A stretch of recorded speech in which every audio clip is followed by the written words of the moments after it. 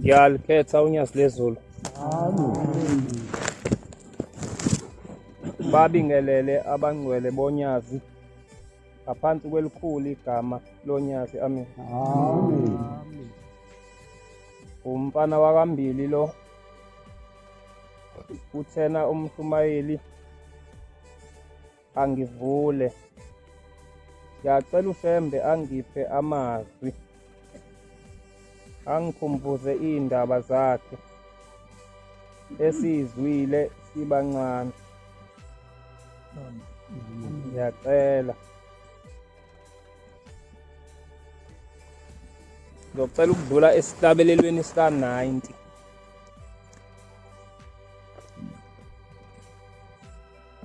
Bese ngicela nje insizwe eyodwa ingilungisele uGenesis ngithi u-22 ngizosho mase angifundele.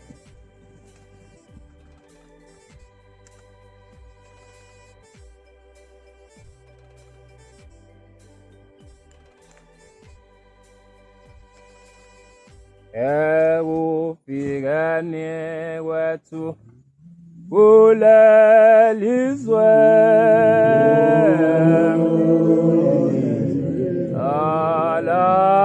alase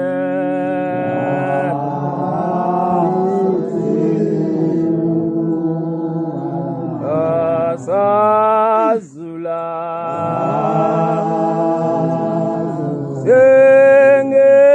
sengenandawo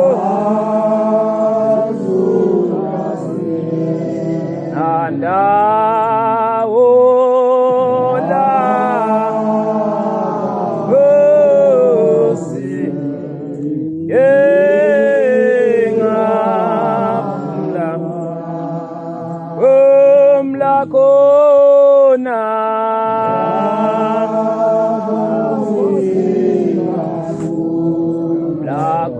lakona la Kosi yengapla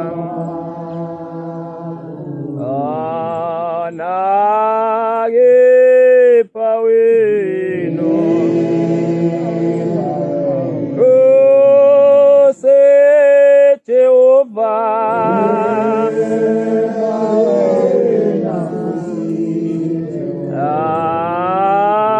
awuzange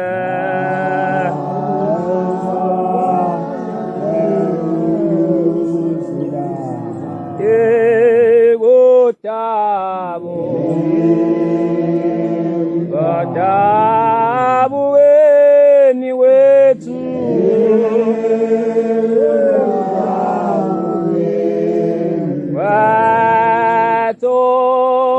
watoa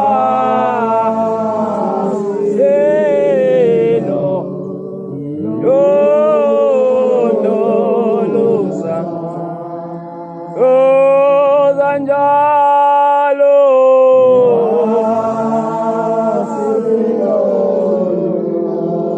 anjalo silo londoloza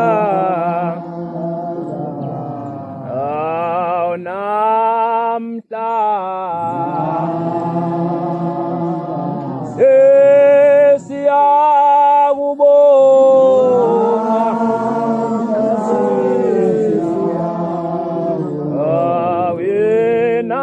Twala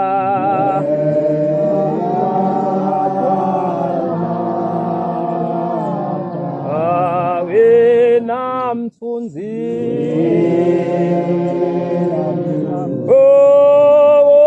ophumula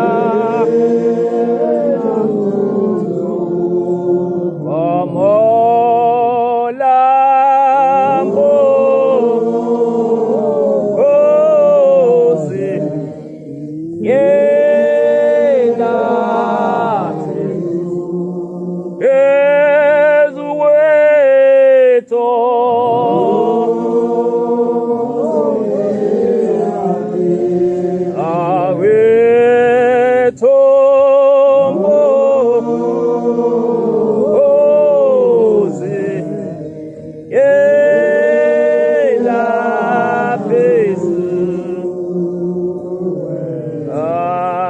thina sesaba umusa wakho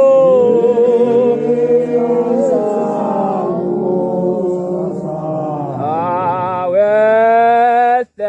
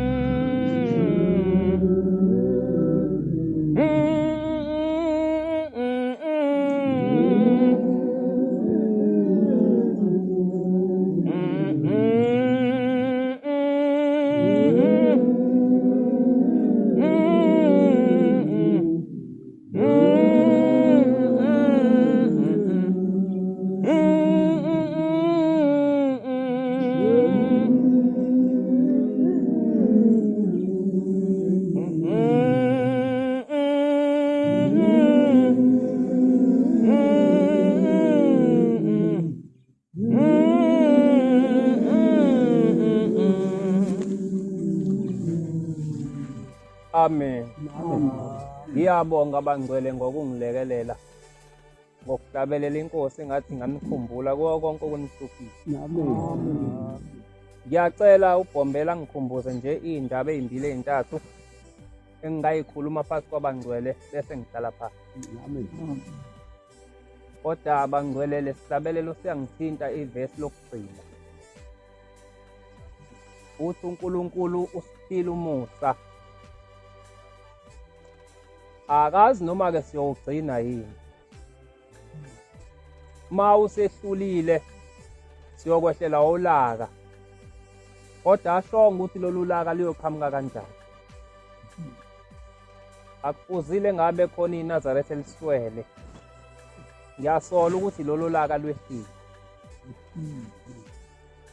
Ngoba uJehova usehliselile umsa wakhe.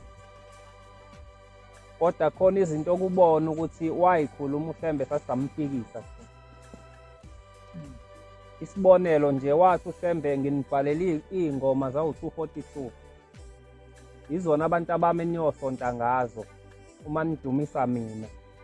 Kodwa namhlanje siye sihlabelele ingoma ongakazi uyibone sihlabelele sihlabelele khona la. Angazi-ke noma siyosinda kulolo laka. Ngoba umsa wakhe lo sethila siyithenganga ngalutho lento wasipha. Inhlanhla engaka ifuna ukubona. Ngiyamfisela kuleli thempeli noma ngabe nishaya uthando. Ningayihlabeleli ingoma engekho la. Ngoba bazali bami mangase ningayikhuzi lento niyobhekana noBhombela lo ngizokhuluma ngaye manje. Uyofika abuza ukuthi nisifundiseni. Uma usungale ngisho ngabe usungenile ezulwini. Mese ngihlabelela le ngoma la ethempelini uzothi uHlemboza la uyayibona ingane yakho. Uma kuyohlala ngaphandle uziyeka ukuhlabelela le ngoma. Engathi ungawabhala phansi lawo mazwi. Ngoba sizonikhipha ezulwini bazali bethu angifuni ukunifihlela. Uma ningasifundisi. Uma ningasikhuzi nje. Yabona leli demone idemone lelingenile kodwa libonakala. Lifihlakele. Ngithi angiyikhuze lento ifaso phela. Ngoba ngikhumbula umfundisi uMadlala esehambile ebheke kuBhombela. Uthe endleleni ngifica amaNazaretha ayinkulungwane emeceleni kwendlela, amanye asefana neyihlahla. Uma ngiwabuza uthi ngoba wena kade wahamba emhlabeni uhlaleleni la? Bathi hey mntana enkosi, yebo, into esivimbile ingoba mhla sifihlwa akuzange kuthiwe ngingumhambi emhlabeni. Uthiweni? Siyomasha ezulwini. Njoba sekuthiwa siyomasha ezulwini kubekwe iNazaretha,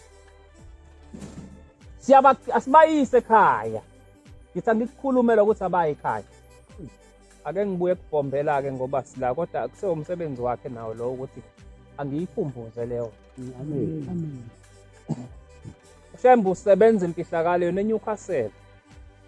uBhombela esikhuluma ngaye ufikile ensizweni engakholwa, ngoba ukuba ufike ensizweni ekholwayo bebezothi cha, amanga.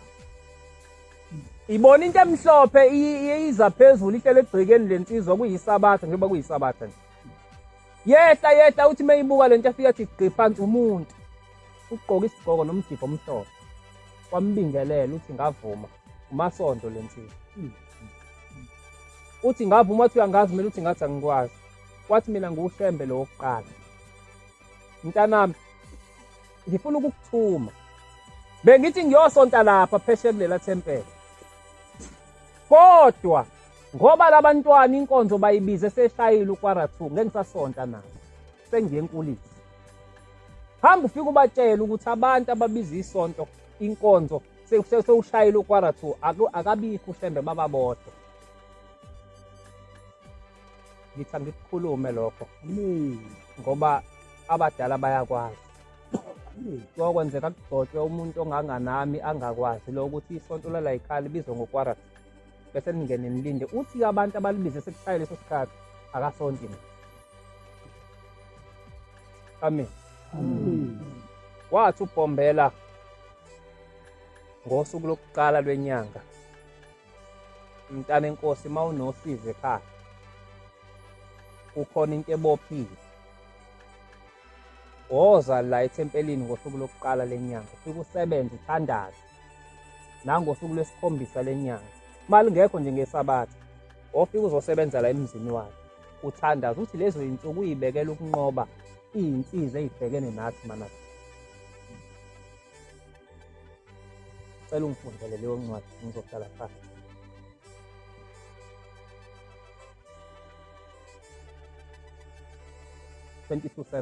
Genesis. U-Isaka wakhuluma ku-Abrahama uyise, wathi, baba, wathi ngilapha. Wathi ngilapha ndodana yami. Wathi nangu umlilo nezinkuni. Pho liphi iwundi lomnikelo wokusha na? U-Abrahama wathi, Abrahama, ndodana yami, uThixo uyakuzibonela iwundu lomnikelo wokusha. Bahamba bobabili kanye, bafika endaweni abemtshelile yona uThixo ku-Abrahama.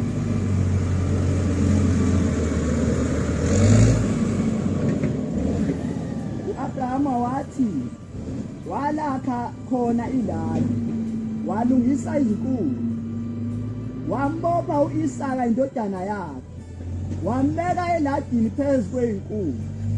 U-Abrahama waselula isandla sakhe, wathabatha ummese ukuba ahlabe indodana yakhe. Zathi isithunywa sikaJehova samemeza sisezulwini sathi, Abraham, Abraham. Wathi ngilapha. Sathi, ungabeki isandla sakho kumfana, ungenzi lutho kuye, ngokuba manje ngiyakwazi uyamesaba uThixo. Lokhu unganginqabelanga nendodana yakho eyodwa. U-Abrahama waphakamisa amehlo akhe, wabona bheka ingqama ngasemva kwakhe, ibanjwe esihlahleni ngezimpondo zayo. U-Abrahamu wathabatha inqama wayinikela ibe umnikelo wokusha esikhundleni sendodana yakhe. Ngiyabonga baba. Ngifunda ngamabomu lencwadi khona inkulumo engifuna ukukhuluma ngayo. Angazi noma niyayazi noma nike niyenze nimaNazaretha. Lo uNkulunkulu wekhuluma noAbraham uyena lo sina. Amen. Uthe uShembe mayifika la uBhombela wathi maNazaretha ingane yokuqala ozoyizala wena ekaNkulunkulu. Uyabona uyena. Kwakuthiwa akayonikela ngengane yakhe yokuqala kwakuphela kwayo. Ayonikela ngawo uNkulunkulu. Wayeseveza inqama. Wayesethi uShembe ke kuthina. Bo baba boma bethu uma uzela ingane yokuqala kusuke kuyekaShembe wathi lezo ngane kwakufanele ngabe ishintsha ngisho isibongo ibe yakaShembe. Wayesethi kodwa ngomusa niyoletha inqama nithenge lezi ingane zibe ezweni. Bangakha bakwenzile. Futhi ninesikweletu maNazaretha. Le ngane yokuqala uthi uShembe kusuke kuyeya. Uma ungazange uyithenge kuseyakho Shembe. Njengoba lo wamzekelo sesiBhayibhelini uyasikhombisa ukuthi lo uNkulunkulu wekhuluma noAbraham uyena lo ufike washo into efanayo. Ngelinye ilanga uBhombela ngala koma ngangena ufika uhamba namaNazaretha abashumayela. Sebengena komunye umuzi kuhlatshiwe. Ngikhuluma lento ke mawungakayenzi njalo le yegusha alihambi igusha liyenkosini. Ngizwile nami ekhaya bekuhlokoma bekukhuluma lokho ukuthi banesikweliti. Bakweleta uNkulunkulu ngoba abakazi bayongithenga kuyo ukuthi baba yebo lengane siyazi eyakho kodwa siyacela ngoba ihleli nathi la ekhaya ukuthi usiphe yona wena ubamba inqama. Uzoyibona ingane ingaphumeleli kanti ibanje umzali wayo. Fana nengane yomfana kuthi ingane yomfana kukhulisa ingane yentombazane kuphela yomfana yikhulisa. Ziyaboshwa izinto zengane ngoba khona izinto ingane bazali bethu ekufanele imukele isisizingeni lokuthi imukele isindala. Ngiyayikwazi ukumukela into zokuthi indala ingane. Lapha ngasekhaya umfana umpoka khawula ufika ugogo wakhe kuwe ebusuku wathi mzukulu khona into engikuphathele yona nansi ngifuna ukukunika yona kodwa inkinga unokubili. Wavuka watshela ukhulu wakhe kwazisa ukhulu wakhe uhlakaniphile. Wathi kulungile wasibiza sasiprathizela kubo wathi nifuna nibuyela nizogonqa ngesonto elizayo nigonqisa usibuzo bekhulile. Ngempela kwenzeka. Wathi qedwa lo wesinile ngesonto kwadlula isonto elilodwa wathola umsebenzi eTransnet aswelelula. Wayingeka imukele lento ngoba ubeyingane yokungane le. Nizobona sigano ukuchitheka kanti ukugano komuntu omdala ngoba sikhuliswanga. Khuliseni bazali bethu. Nami ngenzelwa ngoba ekhaya i-report lami esikoleni balibambile abantu abadala la ngafika iliposa. Kodwa uthenga onyaka olandelayo lungakafiki bafika kuma wafika uthi wafika intokazi emhlophe ende yathi i-report lomfana libanjwe yini wathi mangazi wathi animboni nomfana sekhulile nimkhulisa ingane. I-report libambe ngamabomu ngoba nifuna ukukhulisa ingane. Nami ngakhuliswa ngoba sekunesikweliti esibasile. uBhombela mengena kulomuzi kanti kuhlatshiwe base bephiwa inyama. Uthi ke kulaba bahamba nabo ningayidli le nyama base bephatheka kabi uthi saphiwa inyama kodwa ubaba wathi singayidli. Wathi phatheni bantu abamkhona umntwana wami engiyibekele yena. Lithi leli khehla bahamba bathi besendleleni babona kuthunqa intuli. Umgaqo engakabi itiyela ngazokhala. Ayi bathi zathunqa intuli ziyeza. Uthi kwathi mase kuseduze hawu inyamazana ngithi inkulu. Uthi avela afika ngena phansi komjiva kaBhombela. Wathi kanti idahwa ibhubesi. Uthi afike lami ibhubesi langabeliseke. Wathi khiphani leyo nyama abantu abami ninike nangumntana mulambile khona ezodedela lo aha. Baba khipha inyama abaphonsini ibhubesi ladla wayesethi wena phuma ngalana ke manje ushonele yamuza inyamazana yahamba. Kufika intombazane uShembe ilethwa unina khona ekuphakameni iyagula. mayigula le ntombazane uthi uShembe uphethwe yini lo, uthi umnina baba lo uvela hayize bese hambe ezula nje. Uthi uphi uthi nangu uthi mlese. Uthi uguliswa yena uyasho uthi ngivele ngihayize nje bese ngiyalentoza ngihambe ngizula. Uthi uShembe uyakufuna ukusinda na? Uthi baba ngiyakufuna. Uthi yeke ubusha baba. Singaqonywa nathi kanti silande inkinga. Siqome kanti silande inkinga. Siyonikela embengeni sigobe kanti sisawubusha bethu. SewuShembe singaqonywa singaqoma. Ezinye inkinga uyazilanda ngokuqoma nangokuqoma. Uthi ke ngibiyeke kanjani ubusha? Uthi ngibona ibhokisi lapha kini le incwadi zothando ezigcwele. Hamba ufike ushise lezi incwadi. Ziningi izinto athe ubhombela siyiyeke nathi. Asiyiyekile. Ziningi kakhulu. Yahamba intombazane nonina yafika ngempela yayikhipha incwadi. Kwase kuqhamuka u-anti wayo udadewabo oyise wathi hayibo wena uyibani musuba isilima wena.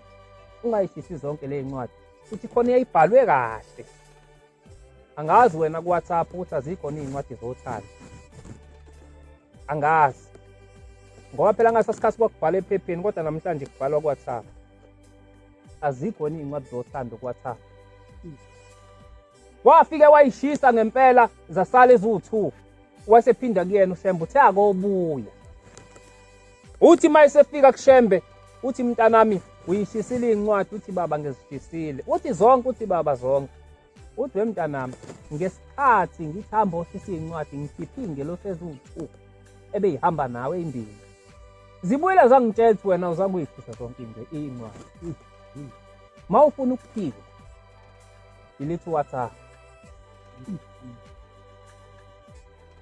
Mawufuna ukuthandaza uShembe kuze delete Facebook. Waphinde emuva wafika wayishisa zonke incwadi wayisebuya.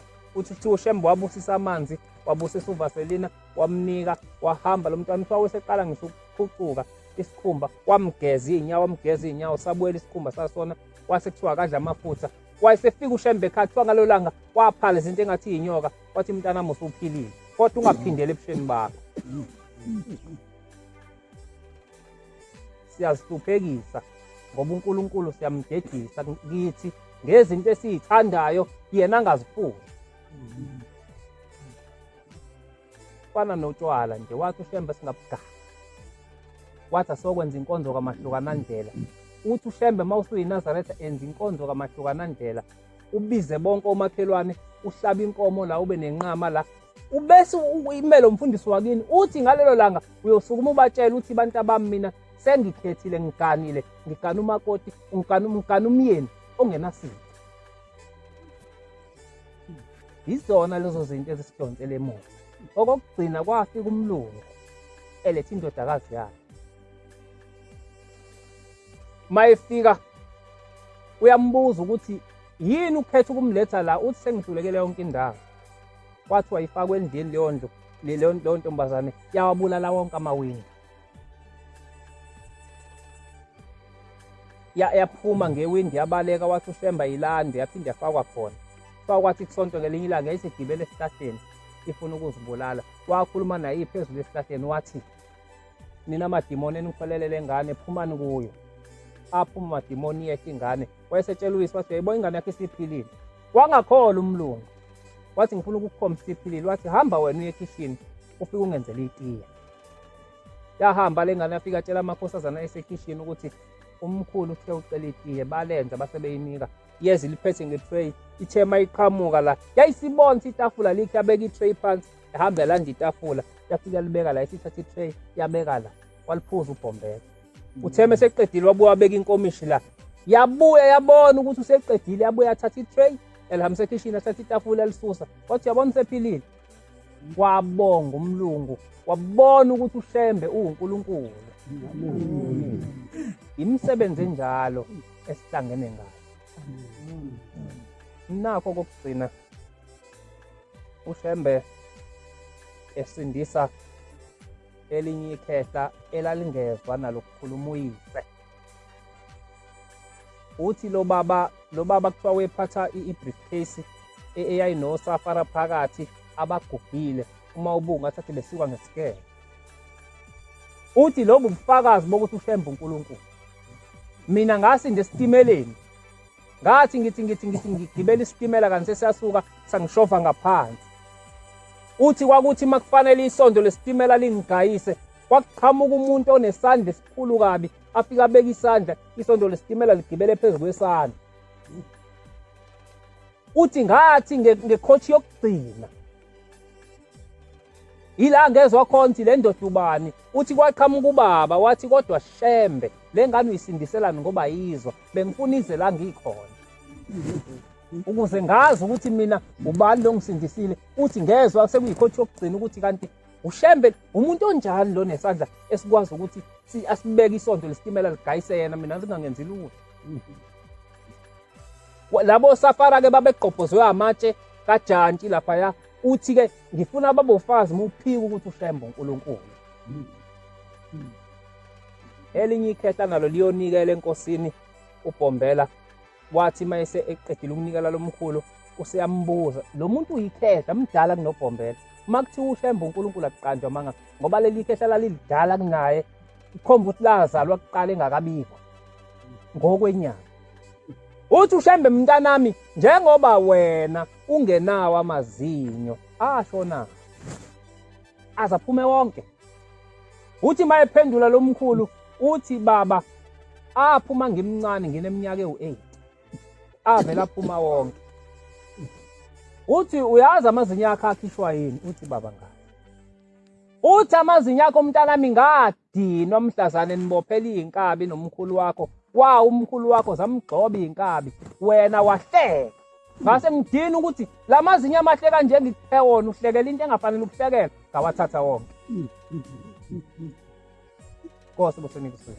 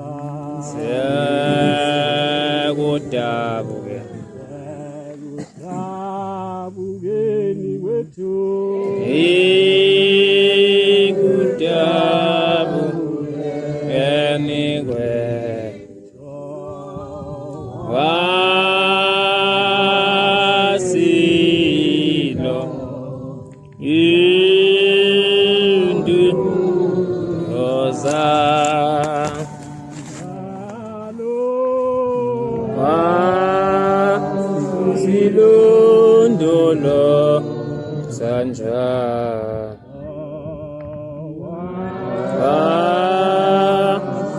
silo ingeluza njalo. Iyayikhetha inkosi sasebukheni unyakeni lenkosi eyingcwele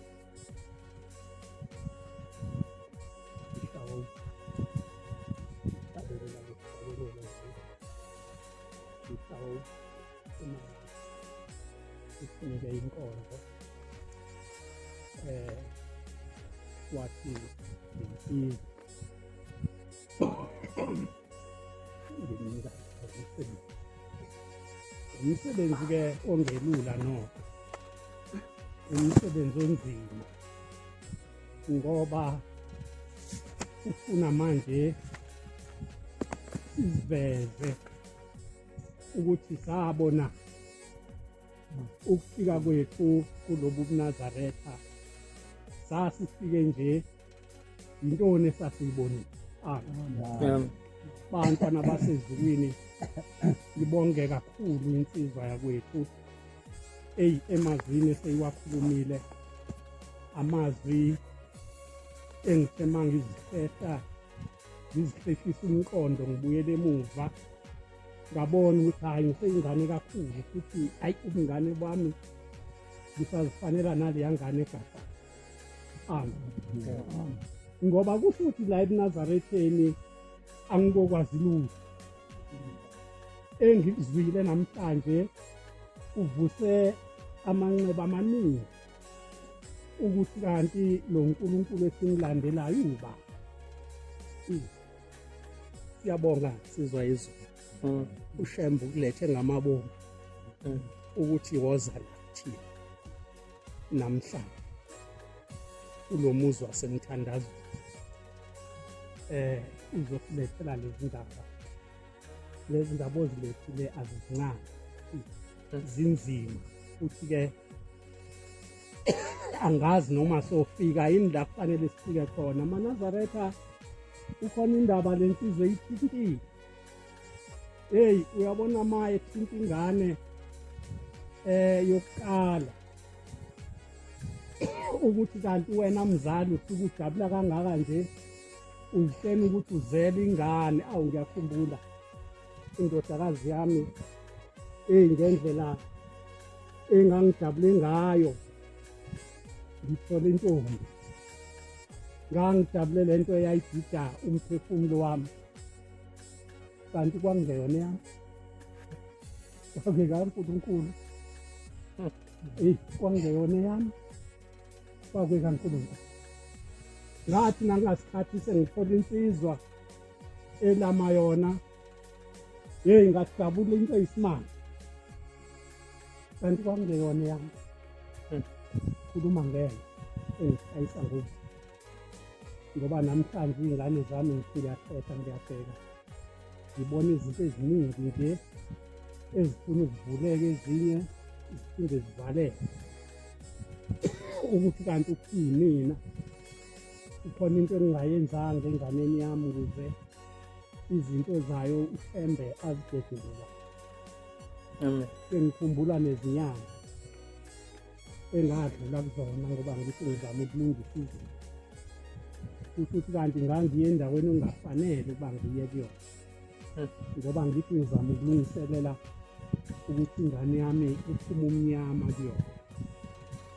kanti kwangewona umnyama kwangekona ukuthi le ngane yami ithakathiwe kwakungekona ukuthi kukhona abangilokuzela amanzi amnyama la yiphaka ufike kwakumina ngoba phela ngizange ngiyibone ngishawa uvalo kuningi bantwana basezulwini sisesikhumbuzweni-ke la sikaBhombela umqali wendlela la sizovuseleleka ohambweni lukaNkulunkulu esimlandela miningi imisebenzi lensizwa kwethu eseyikhulume ngayo. Hey, ikhulume ngensike angazi noma iphupho noma isibonakaliso noma yini. Cha. Hey, ngikhumbula isehlakalo engake ngasibona ngoSi. Ukhulume ngensizwe eyangena phansi kwesitimela. Ukuthi angazi noma osafari ababe dabuke sengathi basuke ngesitebe. Amen. Kanti kushuthi isikhathi la umuntu engene ngaphansi kwesitimela eselinyazwa engalinyazwa amasondo kodwa elinyazwa yilawa amatshe ngiyawabona lawa athelwa lapha kujansi ungenile umuntu kwavuka kumina ukuthi hawu ngake ngayibona umbula lapha eNewcastle estation impela hey ngangiye eGoli kulo nyaka ukubuma 80 koma 80 lokhu lapho ngikuyiwa ngangiye eGoli ngisesitimeleni hey sangena isitimela safike sama nayi insizwa uthi sebenza khona la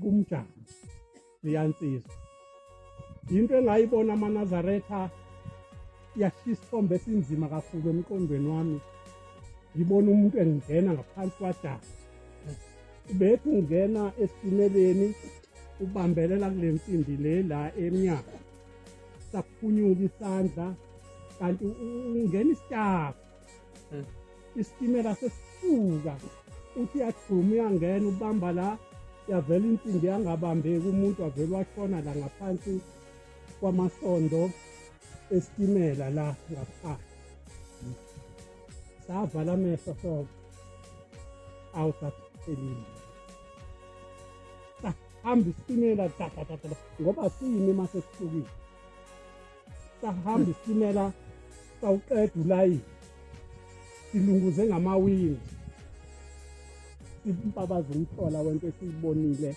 umuntu engena ngaphansi kwesitimela ukhuluma ngoNkulunkulu umaNazaretha ehamba nomuntu umuntu engazi yena ukuthi uhamba noNkulunkulu hey sahamba isitimela sawuqeda ulayini sathi masuqeda ulayini wavuka umuntu amangaka amasondo esitimela amakhosi ngempela la ko14 mangaka amasondo esitimela umuntu uNkulunkulu wamthatha wamfihla la ngaphansi kwalo semendana lo esima phezukwawo mawumile estation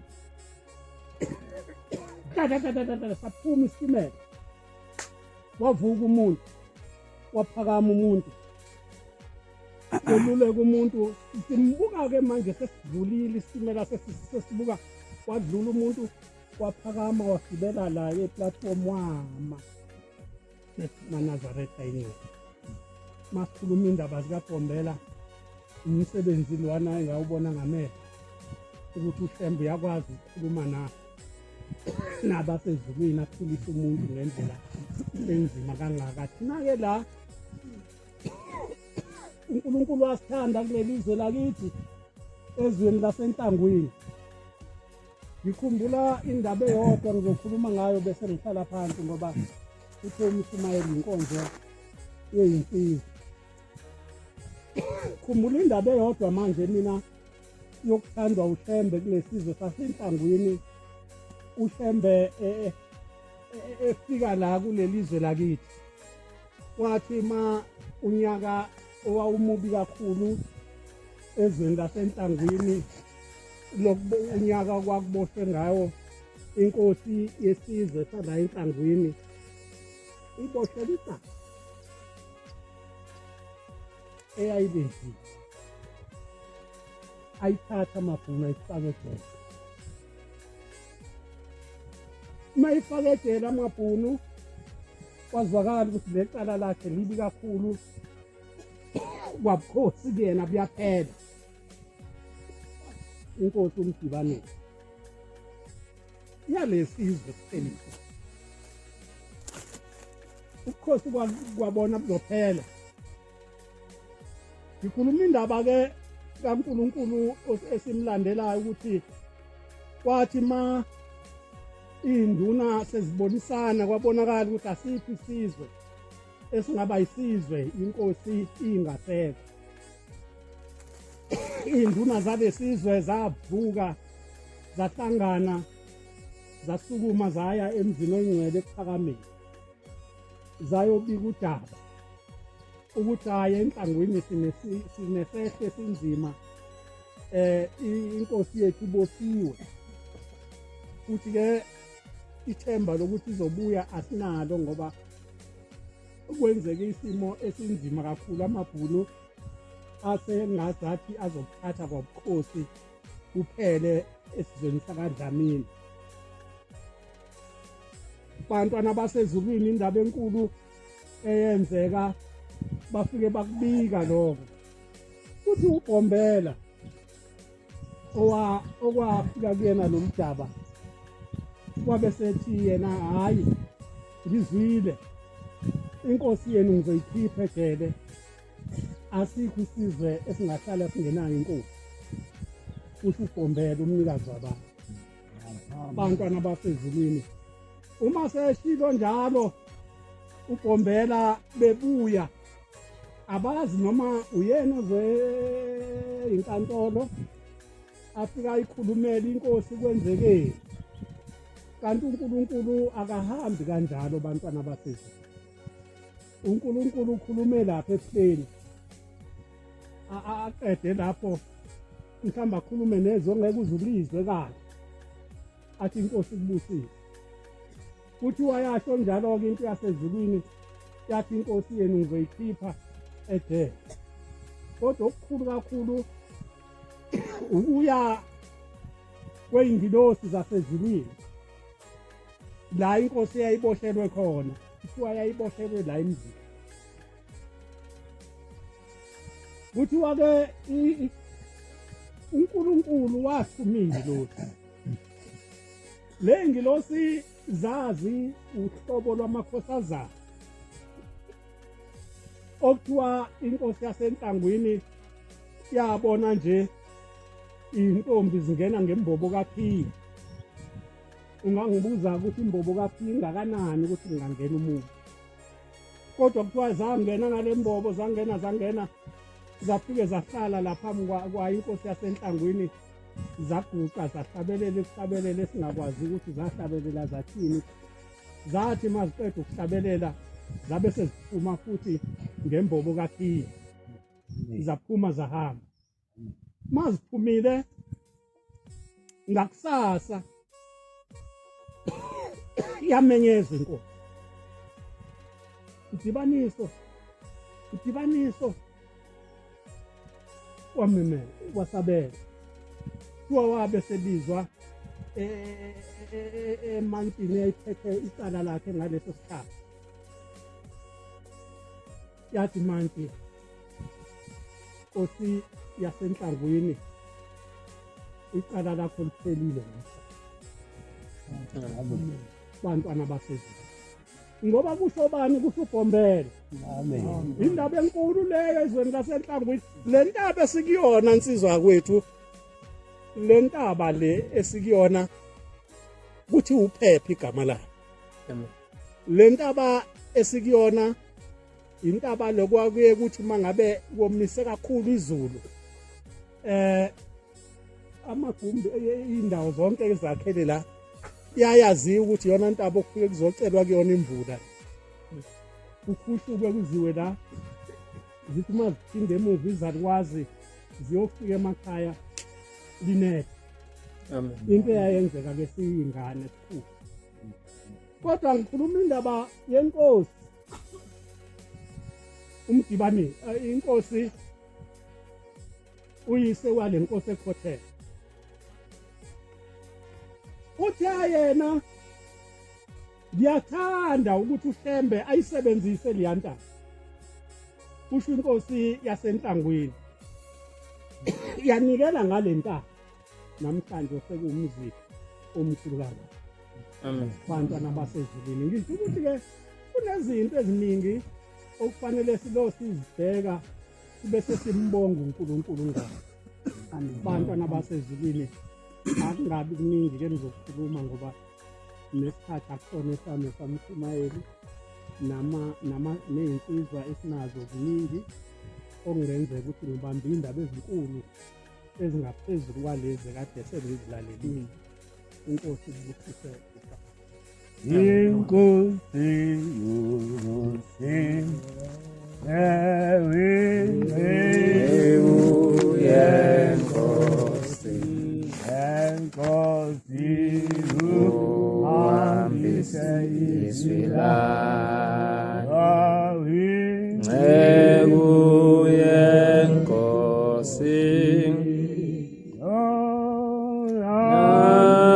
Yenkosi